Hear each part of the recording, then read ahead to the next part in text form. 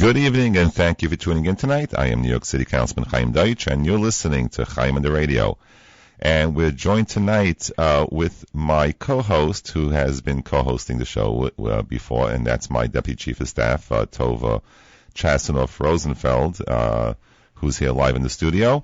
And we are filling in tonight for Zev Renner here on 620 AM, the Talkline Communications Network. The call-in number here in the studio is 718-303-9090. We're going to be taking calls tonight on the discussion that we can be having throughout the next hour. Once again, the call-in number is 718-303-9090. Welcome, Tova. I'm glad to be back. You're glad to be back, and I'm glad to have you back. Thank you. This was, it felt like we just had the radio show just like yesterday. This week went by so quick. So many things really happened. And last night, we had a gun violence rally in the district at Astor Levy Park. We had a few hundred people who joined the rally. And we had speakers such as Reverend Kevin McCall, Rabbi Potasnik, Pastor Monrose, Jeffrey Davis, correct me if I'm missing anyone. We had Imam Ali. Imam Ali, and we also had, it was truly like a real, it was like a unity rally. And it was really inspiring. We had so many people there from different communities, different races. It was really exceptionally special. Everyone was gathering together, people from all sides of the political aisle, everyone just unified on this one issue. We want our streets to be safe. We want our kids to be safe. It was really a great experience. And it wasn't just a rally / press conference. It was a call to action. So we actually gave out phone numbers to elected officials in the city council, my colleagues, and also we gave out phone numbers to members of the state assembly and also the state senate throughout Brooklyn. And we asked people to call up their elected officials in regards to some of the things that were discussed yesterday, which I'll discuss briefly right now. And these are like a few things that need to change. We've seen the gun violence go up, I think, like 300%. And Brooklyn had nearly half those people who used guns, illegal guns, to shoot someone. And we saw many people, young people, dying. And in Sheepshead Bay alone, I think we had our third shooting. Yeah. And the first two were homicides. The young people died from the gunshots. It's terrible. And the last one, the third one, is still investigating, but it's possible that the guy shot himself in the leg. But he was a gang member, and it's very scary because now it's hitting home. But when that 1-year-old got shot and killed, the 1-year-old, sitting outside a park in Bed-Stuy with his parents, the whole family were outside having a barbecue, and someone just drove by and just shot at the kid, 1-year-old. And I went down to Bed-Stuy to see the mother, and this was like literally like 24 hours after she lost her 1-year-old. And I sent the condolences of my district, of our community, and I also offered any services that she needs, anything that she needs, that she should reach out to us, and we're there for her and her family. And there happened to be, when I went down there was like a press conference / conversation going on, happening in the corner. And I walked over, and they all was shocked that I walked over to their press conference, and they actually called me up to speak, and I spoke. And it was a very educational moment because we're talking about how people should occupy corners in different neighborhoods and be mentors to others. And this is some of the things that we do. We walk around the district, we walk around the parks, and sometimes you see kids, smoking drugs in the parks. And I sit down with them, you're there, and we sit down with them, and I tell them, listen, I'm your council member, and what are you doing for the summer? What school you go to? And it's very important to have these conversations. It's not always that, you pick up the phone and call 911. You need to have conversations with these young people. And that's exactly what Pastor Monroe said at the rally. He said, We need to involve our youth and bring resources into the community for young people, because the more resources they have, the less likely they are to pick up a gun. Yeah. And one of the issues we discussed, there was a bill that was passed in the city council, and that was on the chokehold bill.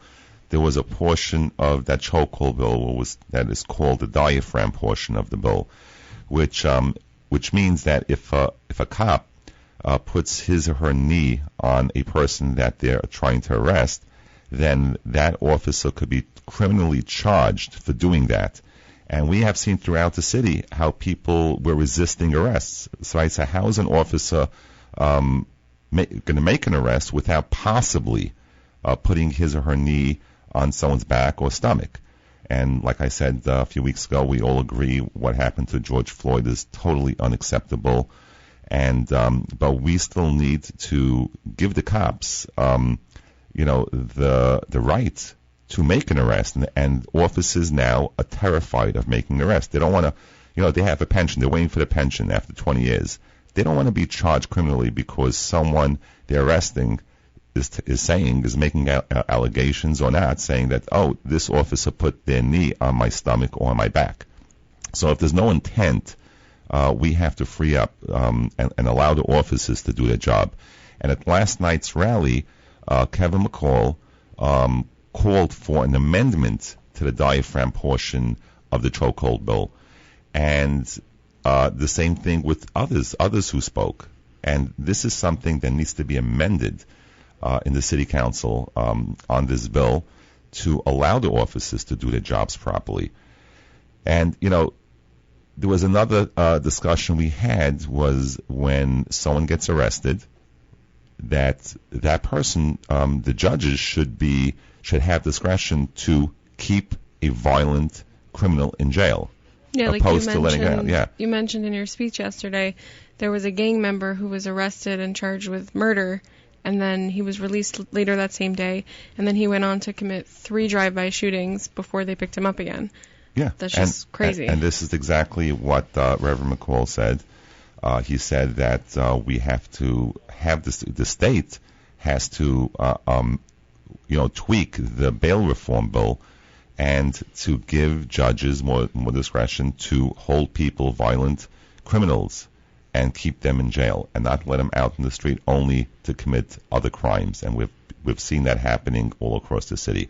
So these are two of the things that were mentioned, and I just want to tell our listeners that, we're going through difficult times. People are sitting at home, many lost jobs, businesses closed. You go to Manhattan, and you'll see exactly what's going on. The streets are empty, businesses are closed, and, when you sit in areas like southern Brooklyn, sometimes you don't see what's going on. You have to actually go out to Manhattan and other parts of the city to see what's happening. You have homeless people all over the streets, and it's really scary. And, when people are sitting at home relying on the elected officials, my advice to you is don't rely on your elected officials, because even when you agree with your elected officials, we need your backing. That means if I stand up for the community, for what's going on across the city with the gun violence or anything else, and I put something on social media, I need your backing. I need people to stand behind me to say, yes, you are doing the right thing. And if I'm doing the wrong thing, tell me I'm doing the wrong thing. But if I'm doing the right thing for the city of New York, for our district, please, I'm asking everyone to stand behind me. We have been seeing progressives and liberals coming out very strong all across the city. And one of the things we're going to be speaking about is the DSA, the Democratic Socialist of America. And we're going to have a very intense conversation tonight. We have some special guests, and you don't want to miss it. So we have a jam-packed program as soon as we come back after a short commercial break, and we're going to introduce those special guests. So we'll be right back. TCN, Talk Live Network Radio, America's #1 Jewish program. Tonight's broadcast of Chaim on the Radio with Councilman Chaim Deutsch is sponsored in part by Ace Corner Hardware at 2266 Nostrand Avenue in Brooklyn. Welcome back, and you're listening to Chaim on the Radio, and tonight we've invited some special guests to join us and discuss an important issue that you might have heard about it in the news. Last week, New York One reporter Zach Fink tweeted a picture of a question that appeared on the candidate questionnaire released by the New York City Democratic Socialists of America. A candidate questionnaire, as we all know, is a standard form that is filled out by political candidates for office who are seeking endorsements from that particular entity. In this case, the New York City DSA asked candidates to pledge that they would not visit Israel during their time in government. And the exact wording of the question was, do you pledge not to travel to Israel if elected to city council in solidarity with Palestinians living under occupation? Even though foreign policy falls outside the purview of municipal government, gestures like travel to a country by elected officials from a city the size and prominence of New York still send a powerful message, as would the refusal to participate in them. So naturally, the outcry from pro-Israel public officials was really, really swift. And I have to say, I, along with my colleagues, Council Member Rory Lantzman and the Jewish Caucus, members of the Jewish Caucus, released a statement condemning the DSA for what we felt was an anti-Semitic question. And our four guests tonight are outspoken leaders in the New York City Jewish community, and they've joined us to speak about this particular issue. So first, let me welcome the Honorable Israel Nitzan, who serves as the Deputy Consul General for Israel in New York, and that is the largest Israeli mission in the world. As Deputy Consul, Israel develops relationships with national, state, and local officials and acts as the liaison for the State of Israel to the national and local leadership of the Jewish community based here in New York City. In addition, he coordinates interfaith dialogue and outreach nationally for the Israeli Foreign Ministry and its mission in the United States. And matter of fact, next week I'm going to be meeting with many people from different communities with Israel Nitzan. So welcome, Israel. Welcome on the air.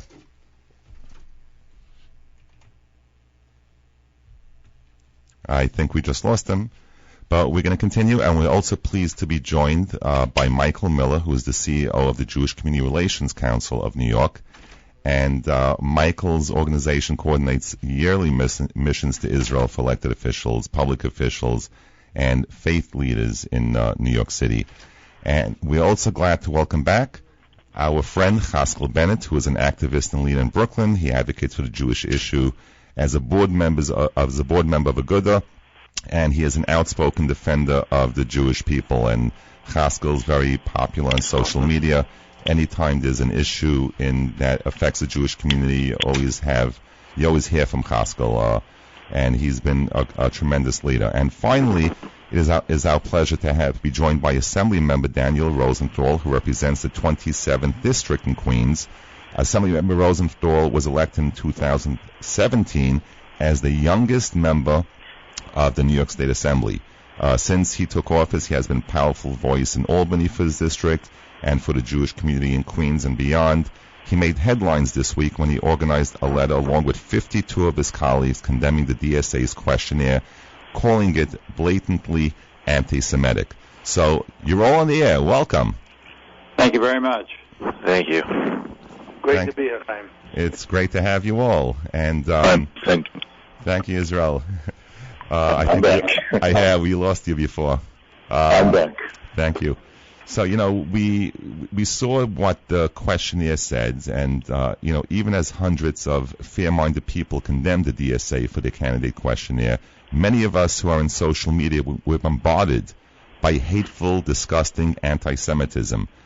And, when we go on social media and we condemn, the DSA, or sometimes we condemn anti-Semitism, we always get bombarded. And that's what I was talking about before, that asking my constituents and my followers in social media that I, as an elected official, if I am doing something that you believe in, I need your back.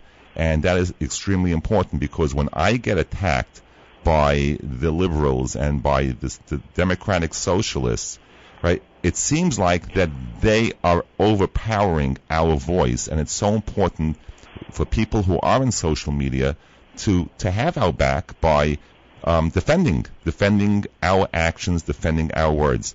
So let's have a conversation of what happened. Let's start with Israel, Nitzan, and welcome and congratulations on your new position. Thank you. Thank you very much, Chaim. So, Israel, so what do you, between the rising hate crimes and increasingly unfriendly local government, I know that many of my neighbors and friends are considering to move to Israel. What do you think of what's going on here in New York City, of what happened, of what we saw happen last week on the DSA's questionnaire? I mean, as a community, as people who are advocates and as the Consul General, let's hear your opinion and what your thoughts are. First of all, I have to say that we follow with great concern the developments here in the United States, especially in the last 2 years. We as a consulate are responsible for the developing the relations with 5 states. It's New York, New Jersey, Pennsylvania, Delaware, and Ohio. And I have to say that I'm still shocked to realize that 3 of the most violent attacks, anti-Semitic attacks in the United States occurred in our 5 states. Of course, Pittsburgh, Jersey City, and New York.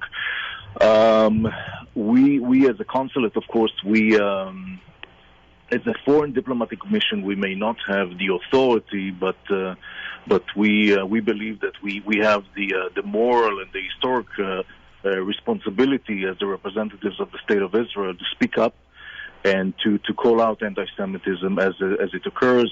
We go to of course following attacks, violent attacks. We visit the place. We meet the people.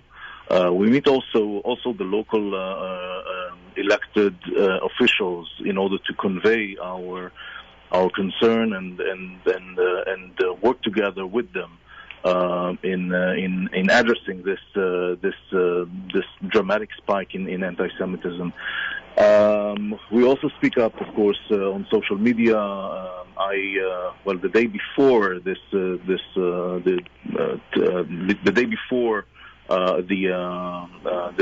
publication of this questionnaire, we at the consulate also tweeted, for example, condemning the attack against Assemblywoman Rebecca Seawright. I have to say that at least for us, the DSA questionnaire was very frustrating because on the same day we woke up in the morning to hear the news from the Middle East about a historic peace agreement between Israel and the United Arab Emirates, which is a third Arab state to sign a peace agreement with Israel in the Middle East. We woke up to winds of change and peace, and we went to bed after witnessing another display of bigotry and anti-Semitism with this questionnaire. This display of anti-Semitism is just shameful. First of all, I'd say that it's shameful because it's an intentional display of ignorance. When you try to impose on others to choose not to be educated, not to be able to ask questions and get answers, not to proactively seek the knowledge in order to form your own opinions. This is in essence it's anti-intellectual. But I think that the heart of the problem is as you described it, Chaim, which is this display of bigotry and anti-Semitism, not only against Israel as the Jewish state, but also against our brethren in New York. This is something that we cannot accept, and we spoke out and very clearly on the first evening, and we were in touch with local Jewish and non-Jewish community leaders as well as elected officials. Following this publication, and I think that again going back to the situation in our region, and the agreement with the UAE. So one should ask if such a direct dialogue and cooperation can happen and already happen in between Israel and the United Arab Emirates, and we hope also that other Arab and Muslim countries will follow suit, including, by the way, the Palestinians. So why does the DSA try to tell us that it cannot happen here? I think that I have an answer about this.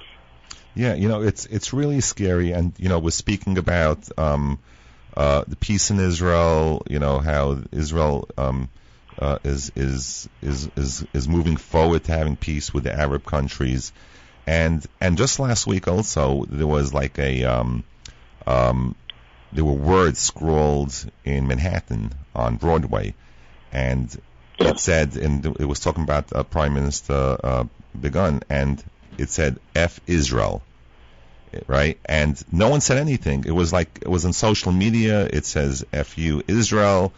No one said a word. So I saw it on social media, and this is like a small thing compared to everything that's going on, but everything that happens here against the Jewish community, if it's against Israel, we need to push back. And at that time, one of my staff members volunteered to go down to take off the graffiti, and I think it was close to midnight.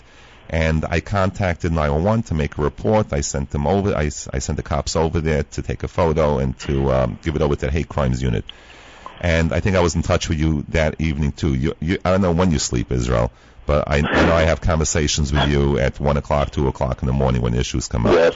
But I think it's important that we give pushback anytime something happens, whether it's in the city council, if it's in the state assembly. We have to hold our elected officials accountable when it comes to people making remarks or condemning Israel, and it's so important. So, I just want to mention that we have Michael Miller on the air, who's the CEO of the Jewish Community Relations Council of New York, and I was fortunate to go on 2 trips to Israel with members of the city council, and really it was a really educational experience, even for me, and just visiting different parts of Israel for me was most emotional was the Yad Vashem, and I was watching the faces of my colleagues and the expressions of my colleagues after we walked out, and it was really truly inspiring. And Michael, let's talk about some of the trips that happened, and let's put it together with what government,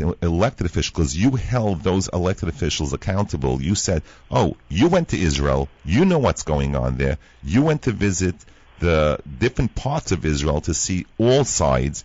So give us your opinion and speak out about it. And when you see someone mentioning about Israel, then you need to speak out. So go ahead, Michael. Yeah, hi, Chaim, and it's an honor to be on with you and with Israel and your other 2 guests as well, with Chaskel and with Danny.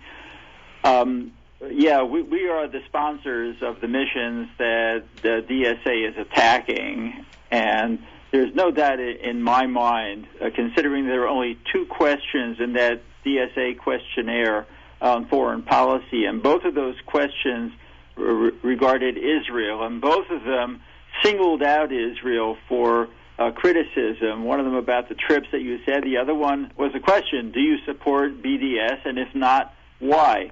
To us, that clearly is anti-Semitism. The singling out of one country out of all the countries in the world for criticism, in this case, on a questionnaire for New York City Council members that don't even engage in foreign policy, to us is discriminatory, and it's libelous. It's anti-Semitism, clear and plain and simple. We want to make sure that when we take our guests to Israel, and Danny Rosenthal was on a New York State Assembly trip, and he can speak to it, and he knows very well, he knows what I'm talking about. We were in Ramallah, and we knew what happened when we were in there, but I'm not going to get into that right now. We want to show both sides of the coin, both sides of the issue, because we can't hide anything from our guests. We want to expose them to the Palestinian narrative, and we want them to see the complexities of what Israel is facing on a day-to-day basis. And when they come back, And it isn't just members of the city council like Chaim Deutsch or members of the state assembly like Danny Rosenthal, but many non-Jewish members of different ethnicities. We want them to understand everything that Israel is going through on a day-to-day basis in order to survive with all the threats that they have both externally and internally, and to continue to be the safe haven for Jews all around the world. You know, Chaim, you mentioned that you have neighbors, constituents who are considering moving to Israel. So if things are bad here for them, where are they moving to? They're moving to the Middle East. And yet, that's a place where they want to be because they know that Israel, the state of Israel, will embrace them. Exactly. And we see as well on these trips, one last point, we see as well on these trips when we meet with minorities in Israel, we meet with Arab Israelis, and we meet with Druze, and we meet with Ethiopian Jews. There are challenges, but Israel is a vibrant democracy and doing everything that it can to establish equality within the country for all of its residents, regardless of their faith, regardless of the color of their skin. Yeah, you know, and Michael, at the last trip we went to Israel, we were joined by Richie Torres, and Richie Torres is now Congress member-elect. He ran for Congress, and he won the primary, and he spoke on the Zev Brenner show, I think it was this week. And I was on with him. Oh, you were on with him. So, and he's very pro-Israel, and I sat with him in the room with you. We're going around, traveling around Israel, and you were showing us different areas, and like you mentioned, every corner of Israel. And Richie Torres, he's extremely progressive, and he spoke up. He actually put stuff on the social media, and he came on the radio show with you, and he spoke out for his support and condemning the questionnaire on the DSA's form. Yeah, and he's not the only non-Jew who has spoken out in this regard. Others have as well, and if you take a look at the list that Danny can speak to, Danny Rosenthal in the New York State Assembly, to see how many folks some of them have traveled to Israel with us, some of them have not. But understand that what the DSA did in this questionnaire was wrong, and it was absolutely deceitful. And we cannot, as you said right at the outset, in silence. What's really important is that everybody who's listening to your show, and I know you have a lot of listeners, that they make sure that, A, they're registered to vote, and B, that they come out to vote. I know what Agudas Yisrael, what Aguda has done in support of voter registration and voter turnout. I commend Chaskel for the role that he and his colleagues have played. We've played our role as well. But all too frequently, our Jewish community complains a lot, they kvetch a lot, but they don't go to the polls. Or, and this is not meant as criticism, just as fact that some Jews have actually registered as Republicans, and more power to them, kol hakavod, if that's what you want to do. But when you register as Republican, you can't vote in the Democratic primary. If you can't vote in the Democratic primary, then the outcome in the Democratic primary, which is usually the outcome in the election as a whole, is going to be set without your weighing in.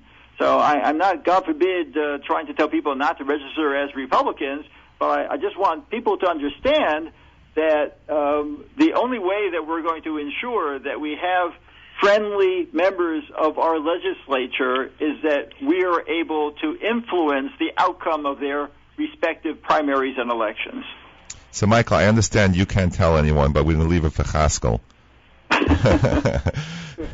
and the truth is, it's really scary here. You know, they even in my district, they just opened. You know, I just had a rally where I had members of the black community, and you know them, Reverend Kevin McCall and Pastor Monrose, and so many, and Jeffrey Davis, so many others came out, and they sounded like a moderate conservative. They didn't sound like a liberal, and they came out because it's common sense solutions to some of the gun violence that's happening in the city. And then all of a sudden, I got attacked on a new Twitter handle that they said, okay, we're going to go after Councilman Deutsch. He's too moderate. He's too common sense for us.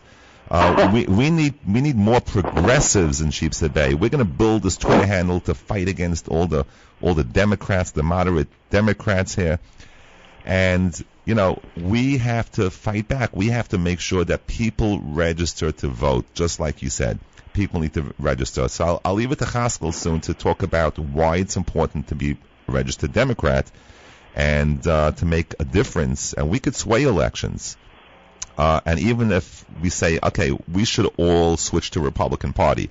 So if you have 11 Democrats per one Republican, so if we all switch to be Republicans, let's say in my district, anyone else, then you'll have, 10-2. So you're still not going to have a majority.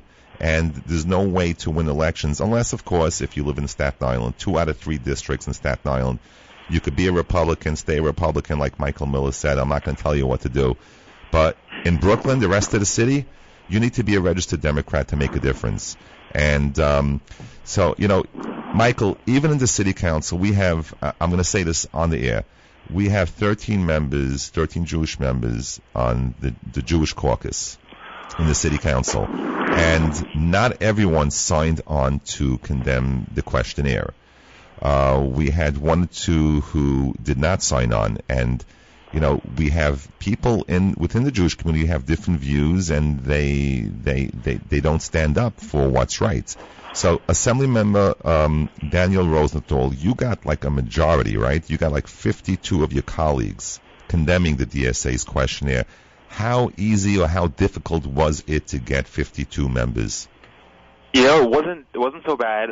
The news broke of this story on Thursday night, and then Friday morning, I realized that we need to make a strong statement. We drafted the statement and we sent out an email Friday afternoon during the summer, which is not usually a prime time to get a work product out. But I said, great, maybe we'll get 15, 20 signatures, and we'll have a good statement. And then quickly we got to 15, and I'm like, let's get 25, let's get 35, and let's get 45, and let's get. Eventually we got to 52 relatively quickly. And at a certain point, I just said, it's time to send this out. It's getting late already. And besides that, there are members who we couldn't reach over the weekend who had released their own statements about this, who aren't necessarily on my particular statement, but released their personal statements. So if you think about it, there are more than 52 members of the Democratic Conference of the New York State Assembly who have spoken out about this. And that's really amazing. Look, I have a question. Chaskel, chime in over here. Why is it that when we put out like a tweet, and it's something common sense, but it's not like the liberal view, right, of something, and all of a sudden we get attacked by hundreds of tweets? Why is it that we can disagree with some of the liberals, or with all the liberals? Why is it? Because we are living today, Chaim, in what they call cancel culture. Unfortunately, you hear the term bandied about. It's called cancel culture. And that in today's very polarized, hyper-partisan environment, it's no longer okay to just disagree. If I don't agree with you, I have to crush you. I have to silence you. I have to beat you into submission where you are afraid to come out. And that is the politics of the day. And so if you don't toe the party line, or whatever the party line is of that moment, the liberal, progressive, left-wing view, DSA, etc., they have in their own minds a mandate on their side of their opinion, at least, to crush us. They're trying to crush dissent. They have a way of life, they have a way of thinking, and they want to change. And they feel that their way to change is to silence others. And that is, unfortunately, well, not unfortunately, it's outrageous. But that's what's happening over here. I just don't want to step on anyone else's time, so if you want me to just continue, or you want to ask a question? Yeah. I just want to say that, I try to engage. Like, if I get, someone tweeting at me, and I try to engage. Like, I would send them a private message. I would ask for the phone number, because I think having conversations are extremely important.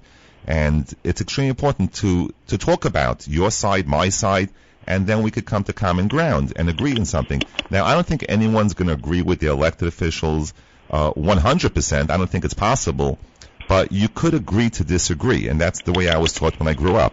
So I responded to one of my constituents just this week, and she's going crazy after me. And, it's like, okay, this is my view. You live in a neighborhood. You're safe. I try to do everything, making sure our streets are clean, make sure I get extra funding, make sure our parks are clean, the best to my ability. With the pandemic, we lost a lot of resources. But you know something? If you don't agree with me 100%, that's fine. And I don't expect you to agree with me 100%, and you don't expect for me to agree with you 100% as well. The age-old expression from Ed Koch: if you agree with me 100% of the time, there's something wrong with you. So yeah. we accept that. I just wanted to say, first of all, it's an honor to be on the call with such a tremendous group of leaders, friends, people who are accomplished, specifically the Deputy Consul General, who I congratulate personally, whose office has been terrific, really outstanding in so many of the things quietly below the radar to help the community, to be there for the community. So, Israel, we appreciate you, and we congratulate you, and we're looking forward to working together with you and continuing. And, of course, Michael and Daniel. Thank you. I just want to make a quick point here. The good, the bad, and the ugly is coming out of this DSA story. The good, Danny Rosenthal is the good. The reaction from the grassroots is good. People got angry fast. People got vocal quickly, not just from our own community that is really totally, committed to this issue, but as Michael Miller said, people from outside of the community, people who are not necessarily Jewish even, or at least, identifiably Jewish or whatnot. People who felt that this was egregious, people who felt that this was wrong, and so they stood up, and that's a good thing, and it's something that we should note. And the reaction was so swift and overwhelming that, unlike usual, Chaim, like we're dealing with in a case like this, we felt the tide turn very quickly in our favor in terms of the reaction of the political apparatus, not just in our own community but across the city. The bad is this despicable question that was two questions that were asked. The first question was bad, terrible. The second question, you're supporting BDS, recognized worldwide, and this is the fight I'm having on social media every day, recognized worldwide as an anti-Semitic operation. Boycott, divest, and sanction. So we can talk about the bad. The first question was awful. The second question doubled down on the first question. The fact that nobody called it out, and it took Zach Fink, who did a great job, to call it out, that's awful. Now let's talk about the ugly and why you called me onto this call. What's the ugly? No longer is anti-Semitism, anti-Israel, BDS below the radar. DSA has shown us they are unapologetic. They are not interested in hiding their beliefs. This is front and center. If you want our support for the city council, you cannot go to Israel. You cannot even travel to Israel, not let alone talk about or support or think about being bipartisan or being mutually, helpful to both the Palestinians and Israel. It's a one-way street now. That's ugly. What's worse, and what Michael Miller was talking about, was they're energized. They are organized. They are winning elections. I hate to say it, but we have to say it. We need to talk truth. The public should hear this. Look what's going on. We are losing friends in all of the different assembly, city council. City council is going to change over now in elections to far left progressive people who do not identify with the issues that we agree with. Now, again, I don't have to agree with every single person on every issue, but I think we can all agree that anti-Semitism is beyond the pale. And so if we're not going to get organized and we're not going to get energized and meet the energy of the other side, we're going to start losing friends. And these are friends that we need to counter this despicable hatred that we all marched and stood up for a few months ago together in New York City. And that's a distant memory pre-COVID. Jews getting attacked, Jews getting beaten up, blatant anti-Semitism. If you care about this city, if you care about these issues, you got to vote. You got to be registered. And like Michael Miller said, I'm sorry to report it to you. I know people disagree with this position, But if you're a registered Republican, you can't play in the only game in town. You cannot vote in the primary, which in most cases, except for Staten Island, in most cases, 98 to 99% of all races in New York City are decided in a Democratic primary. I understand people don't identify with the Democratic Party. I have my problems with it too. But if you want to make a difference and really impact these races, we have to be voting. We have to be engaged. We have to be fighting for what we believe in, because the other side is fighting just as hard for what they believe in. And so I think we need to take every opportunity. I commend Danny Rosenthal for a tremendous job. Michael Miller doesn't need my accolades. He's fantastic.